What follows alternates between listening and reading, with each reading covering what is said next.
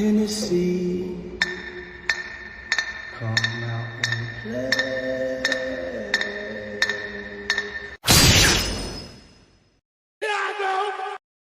This is it, Jennifer. Your big breaking TV. Yo, what's poppin', Henny? Gang. Bar is open, y'all. I smell a debunking video coming on. Ciao. Least we not forget, this is Hennessy Reviews. Of the prime time.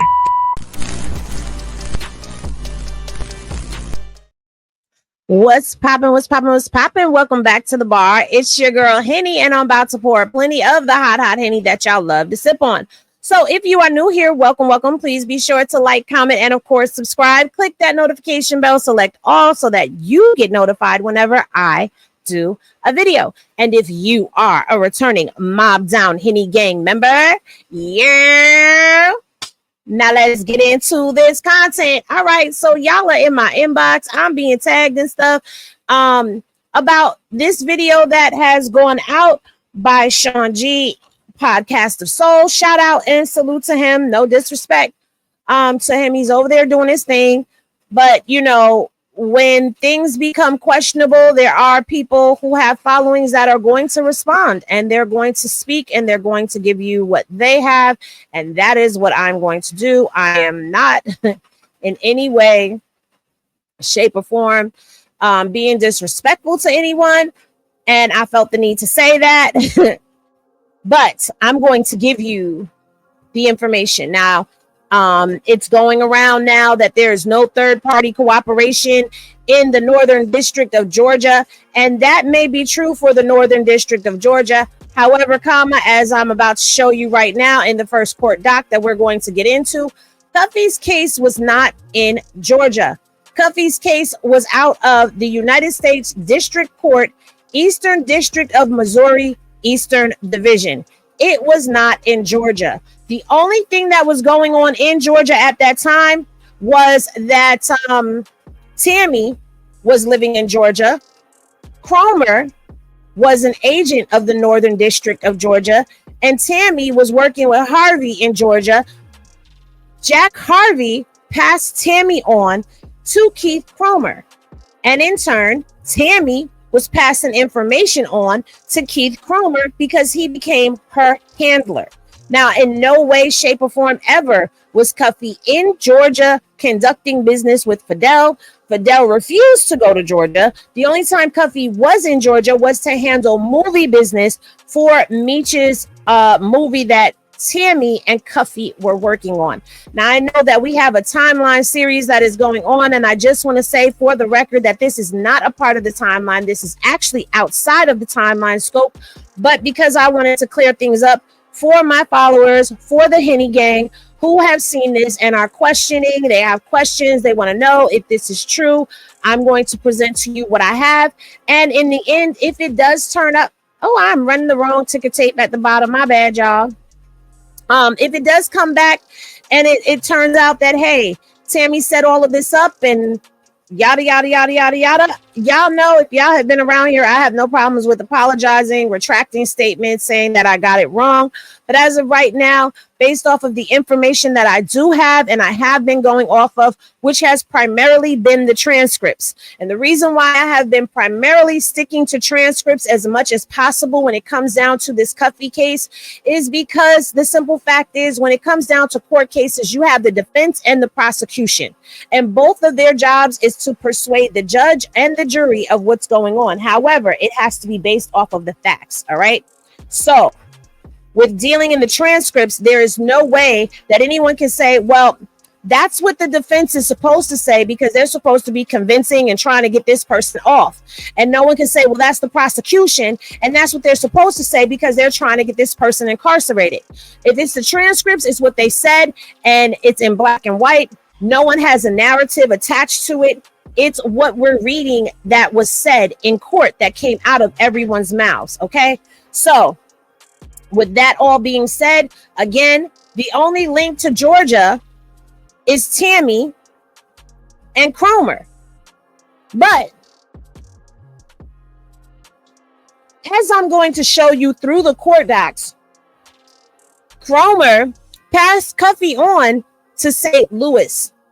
All right. And I'm going to let you know when that happened. But the first thing that I do want to show y'all is that Cromer did not originally have an interest in Cuffy. In fact, his interest was primarily on Fidel Suarez. And I'm going to take you now to the court docs that I have. And we're going to go, for those of y'all who have the court documents, who are following the court docs and have the transcripts, I am on document 410. And I'm going to page 25. Is that where I am? Page 20. Page 61. I'm sorry, I was all off. Page 61. And on 61, I'm going to read from there to page 62. And we're going to start at line 22. This one right here. Matter of fact, let's start at line 18. So this is going back to when Tammy gave Cromer Cuffy and Fidel's phone numbers, and he ran them through the system. So the question is, when she gave you the information on Cuff, did you do the same, which was run it through the system? So Cromer says we didn't have anything on him for Cuff. All right. So then they say you had his phone number. So Cromer says whatever number at the time was provided, there was no information. So it was the only thing we knew about him. He was from St. Louis. And his nickname and a nickname Cuff. I wasn't going to have them try to search down something because the more viable person out of the two, as far as how I looked at it, was Fidel, because he was dealing directly with the source of supply in a source country. So, and they questioned him. They said, so Cuffy wasn't that important to you? And Cromer says, not for me, no, sir. So Cromer, he had no interest in pursuing Cuffy at that moment. Okay. So then let's also go into and have it confirmed where Cuffy was located, because Cromer confirms Cuffy's location. And as you can see right now, I'm on page 55.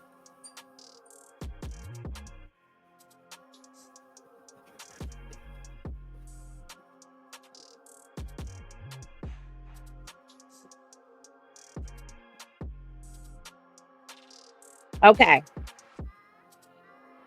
I'm sorry, page 56. Line 20 says she provided the information relevant that she received from other individuals who were in the know about drug trafficking, particularly a gentleman who was a Mexican national who had made an agreement with Cuff through a third person to begin to work together to distribute drugs between California. And she identified this Cuff person being here in the St. Louis area. And when the distribution of drugs occurred, then they would pay her a portion of the drug proceeds as a finder's fee for the person who wound up putting those two individuals together. So now I'm going to address this as well. That narrative that, Cuff may have got it wrong about the third party cooperation and this, that, and the third. Well, this is not Cuffy talking. This is Detective Cromer. Okay. And Detective Cromer, number one, confirmed that Cuffy was in St. Louis, not Georgia. Okay. He also confirmed that the agreement with Cuff was made through a third person to begin working together. That would be with Fidel.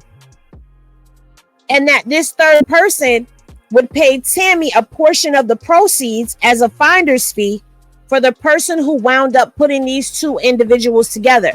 So the way this was supposed to go was Cuffy and Fidel, they hook up, they do their transaction. A portion of that transaction is to come to Tammy. Tammy is to go and put that money on somebody's books. And that somebody is being alleged to be Meech. And Meech is not denying any of this, okay? He is mum's the word, all right? Now, I know some people may try to come back and they want to say, well, Henny, you going off of Cromer. Cromer lied. Cromer and Tammy have told some not so true truths on this stand. But if you want to get into that portion, just so that nobody can try to come in the comment section about it, what Cromer was lying about was where he was, not where Cuffy was, where Cromer was located at the time when all of the calls went down on August 5th, when Fidel called Tammy, and Tammy had to call Cuff and try to get these two situated because there was a truck up there in St. Louis. Well, Tammy was saying that Cromer was right there, and he heard the conversation that was going on. But Cromer is saying that he was not there at the house. And what the attorney is saying is he's with her at the time, the phone calls. There are reports in the logs that document calls between Suarez and the CS and everybody else. It's been my theory that the intentional falsehood comes from Cromer, who is with her at the time, lies to the DEA agents in St. Louis, saying I wasn't there. He did this through three-way calls and overhears, which we're not able to be 100% corroborated by that information. So they cannot back up that he wasn't there, that he was there. But this is what they're being told. So that is what Cromer was lying about, was whether or not, and this is what Mr. Webley, the attorney, is alleging. They don't know if whether or not he's telling the truth about being there at Tammy's house, or being, if Tammy's telling the truth about him being there at her house, or if Cromer's telling the truth about overhearing on a three-way call. Either way, this attorney, Mr. Webley, feels like Cromer is lying to cover up the fact that he was, in fact, at Tammy's house at the time when all of this was going down. Now, I'm also going to take you back to who?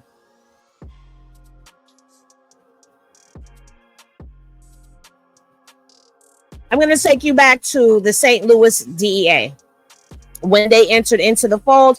And we're going to be going over the document 406. And we're going to be going to page 66, which we're already here.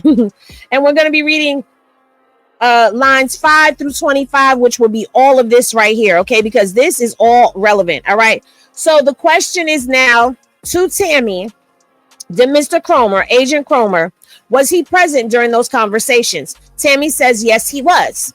All right. So then they ask her, and he was he listening in on those conversations? Tammy says, yes, he was.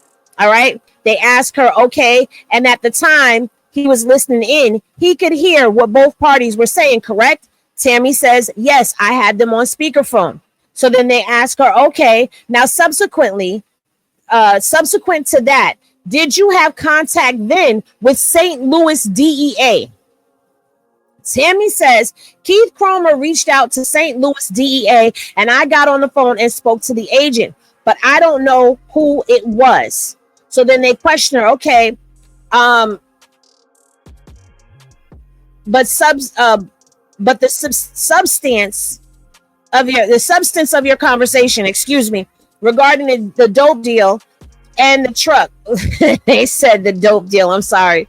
Regarding the dope deal and the truck and that.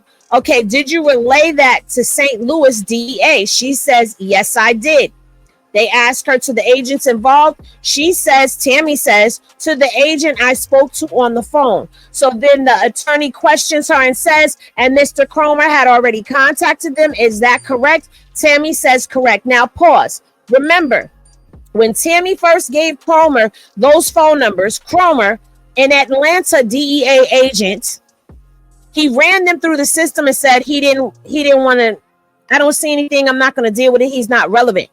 But when August 5th came and all of that was going back and forth with the phone calls, he had to call into St. Louis DEA to tell them what was going on, because it was happening in St. Louis. It was not happening in Georgia.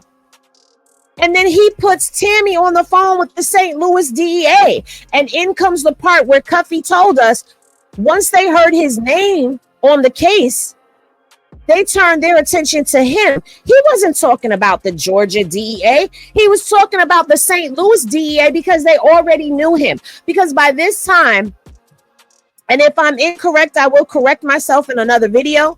But at this time, if I'm not mistaken, they were looking at Cuffy for the unaliving of two people who were cooperating with them, allegedly. Okay. And And that's what he's actually sitting for right now. But the DEA would have never known anything about any of the details of that had they not been listening on the wiretaps to what was going on his phone, because they had to get an affidavit. They had to get an affidavit. Now, how do you know that, Henny, and where are you getting that from? Well, let's go back to document 410 and let's pull up page 76 on this document, and let's scroll down to 24, and we're going to read into the next page. So the question is, I'm sorry, the warrant for the Title III application of Mr. Gatling's phone.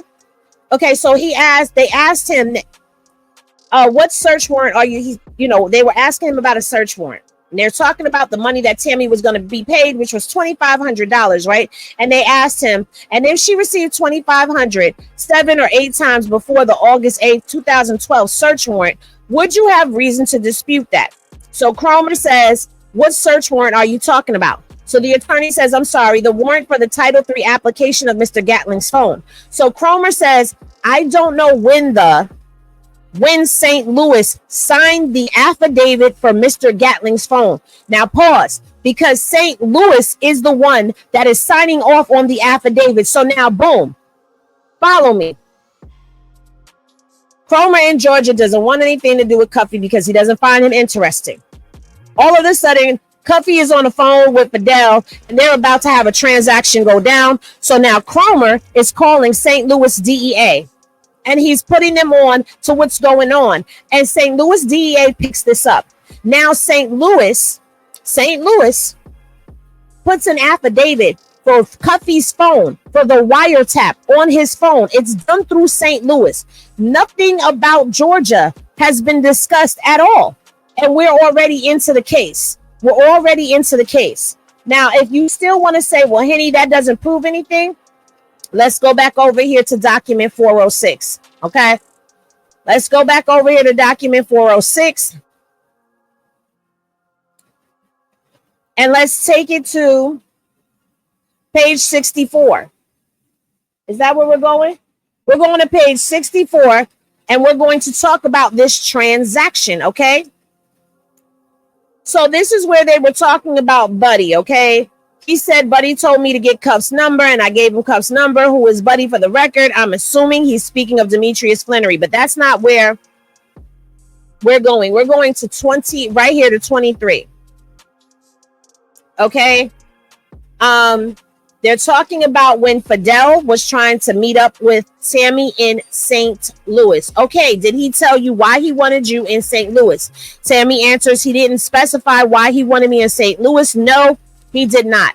The question, and did he contact you later on?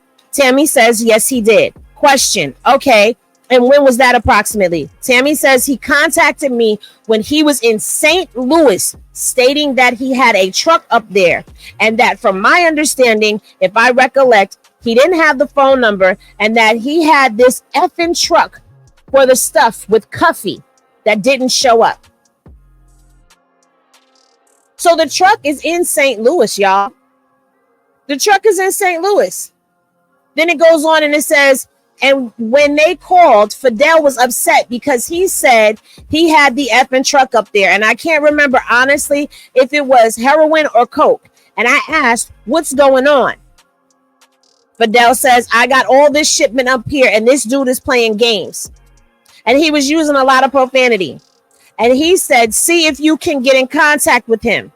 And I had an alternate number for Cuff. And I reached out to Cuff and asked Cuff. And he said he hasn't tried to call me. And he said he's calling you at this number. And I don't recall the number. But I know it was a 314 if I'm not mistaken. And I ended up getting them on the phone together.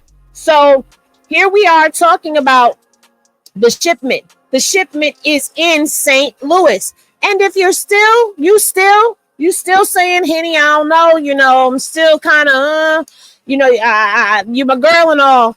Well, let's hear what Jack Harvey had to say about this, because Jack Harvey was also taking notes on everything that Tammy was saying to him. And he started taking notes on March of 2015. So now the question is, may I ask why you started keeping these notes in March of 2015?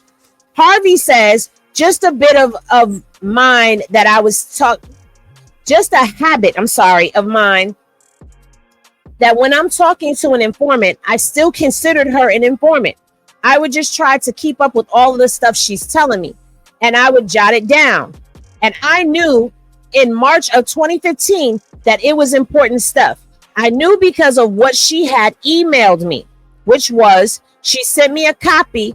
It was about 18 pages of something called Government's Response to Defense Request, or a motion to suppress a Title III interception. And so I read it. I could see that it looked like, based on what she had told me previously, that she's CS1, who was pretty much at the time centerpiece of that litigation. So when and they cut him off and asked him, now, if I could stop you there, sir, these notes commenced that are outlined on M34 in March of 2015. Were they a continuous note-taking, sir? As something came to your mind when you talked to someone, did you just put it down for further reference? So Harvey says it actually goes back to November of 2014 was the first page of the notes. It was mostly I would write as she was talking. I might write if she said 10 sentences. I might get one of them down, but I would try to get the important stuff. Question. So you were writing these notes as you were talking to her on the phone. Is that a fair statement? So now Harvey says mostly sometimes after I hung up the phone, I would think of some other things that she said and I would jot them down. Now, Henny, why did you read us that? Because Jack Harvey is showing you that he's been in communications with Tammy, okay? He took those notes already. So now here's where he talks about St. Louis, all right? They asked him, okay, with regards to any information that was contained on those notes, did you do an independent investigation, right? So Harvey says, no, I was a retired agent. Not really. I wasn't passing the information on to anybody. I assumed that she was passing on information. I assumed that she was passing on this information through official channels as well. And I would ask her that. I go, well, you told these other agents about these threats and stuff, haven't you? And she told me she had. So she was sort of just unloading onto me. Sort of just, I guess, someone that she knew her and knew about situations like this. Although I didn't specifically know a lot about the St. Louis case. Now we're going to pause there. Henny, what does that all mean? You have Jack Harvey referring to the St. Louis case, which is the Dionne Cuffy Gatling case. That's the case that he's referring to. So when we start talking about third-party cooperations in the state of Georgia, that doesn't make any sense to me. Because his case is not in Georgia. His case is very clearly, it's spoken of in St. Louis. It's documented in St. Louis. They're talking about St. Louis. It's St. Louis. So the third party cooperation that he's talking about, it's not adding up. Not only that, Meech was not a part of the Georgia indictments when it came down to BMF. Meech was a part of the Detroit indictments. He was not a part of the Georgia indictments. Let me see if I can pull that up for you real quick.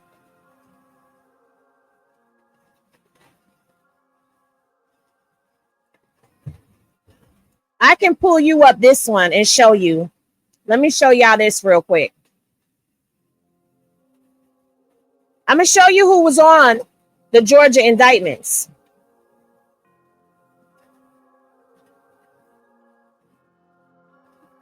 Meech is not on the Georgia indictments. This is the Georgia indictments. See right here?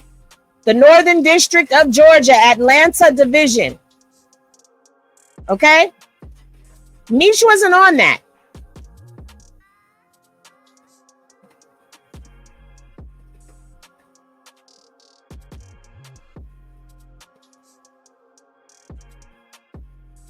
Hold on.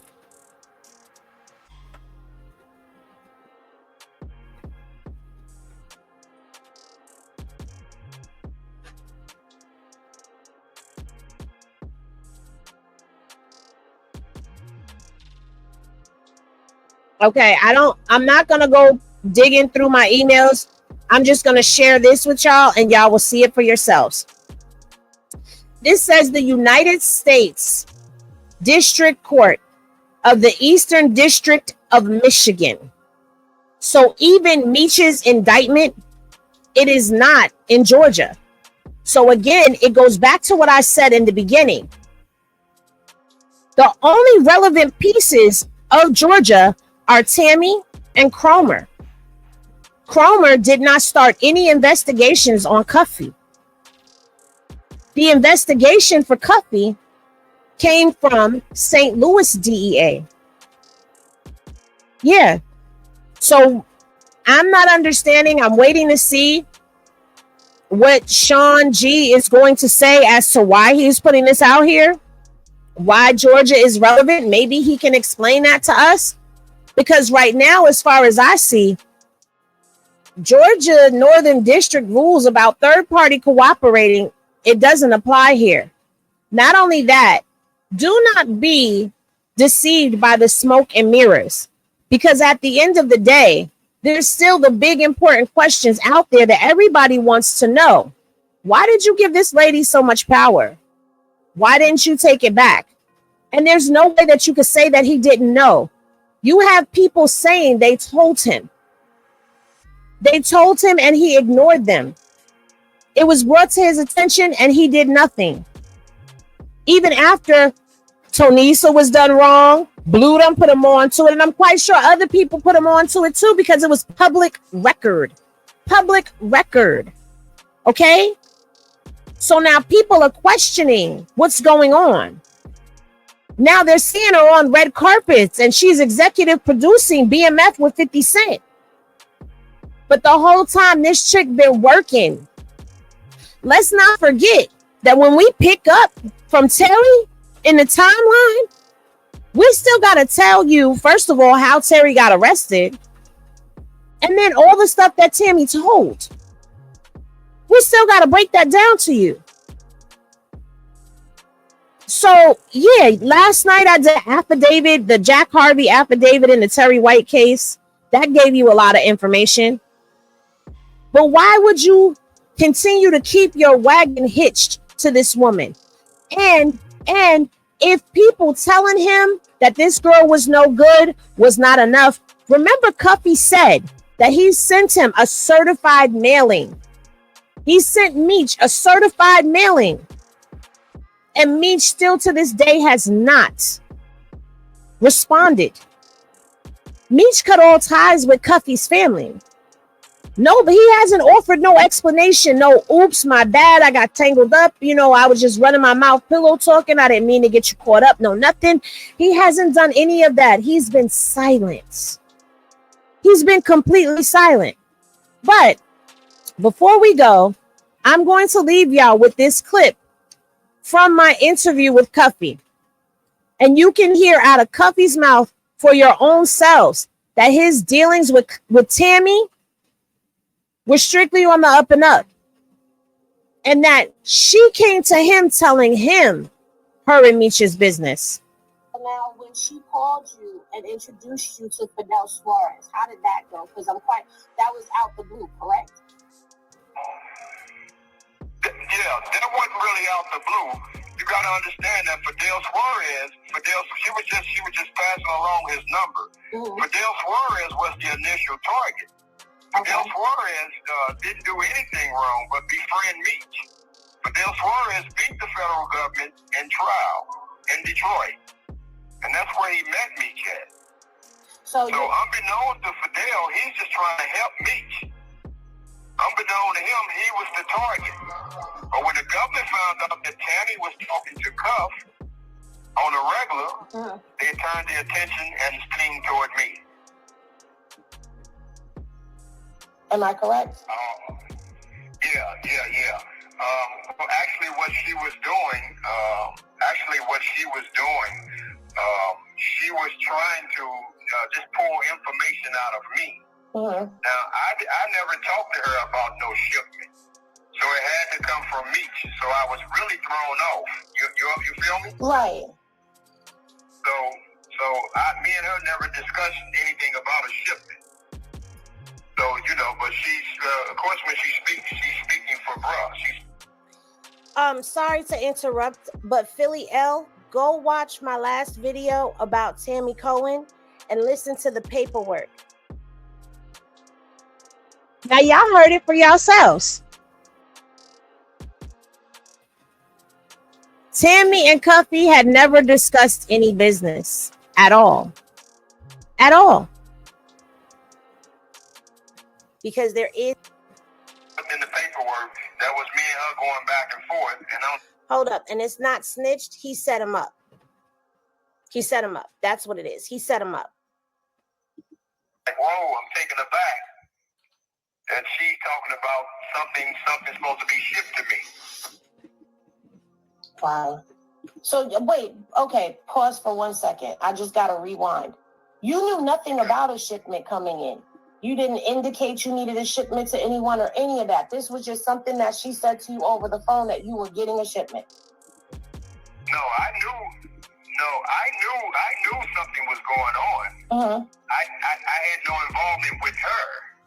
Gotcha. So her being the new I've never discussed piece. any drugs with her or any deal with her. So I was taken aback when she told me and Meech's business. I was taken aback when she was telling me and Meech's business.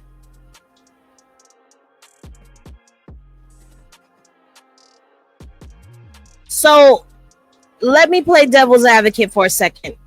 And let me just say, all right, so let's say Meech didn't third party cooperate. How she know you and Cuffy business?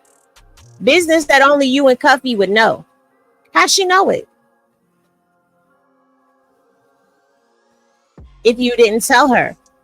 So even if it wasn't a thing of third party cooperation, third party snitching, whatever you want to call it, even if it wasn't a matter of that, you fed this girl the information to set him up, and you haven't said not one word. You haven't done anything to reach out to the family. You haven't done anything to try to correct or right your wrong. You haven't done any of that. You haven't explained why you continue to give this girl power over you, so much power over you that it overpowered anybody connected to you by your DNA, your kids, your mom, even your brother. So there's still questions out there. So either way you look at it, this looks bad. Meech is bad. That's how it looks. It's looking like, yo, Meech done going bad. Until he says something. This is all we have to go off of. But yeah, I wanted to address that because a lot of you guys wanted, to know what was up with that, the Georgia thing. I thought Cuffy was in St. Louis, and he was indicted in St. Louis. So that's going to do it for this video. I hope that this cleared up anything. If you have any questions, please be sure to leave them down in the comment section. And remember to keep it cute or you will be put on mute. Thank you for all of the support and love that y'all continue to give. Love is always love, y'all. And I will see y'all in the next video. Peace, y'all. I gotta give y'all a good one on Tuesday. Don't worry.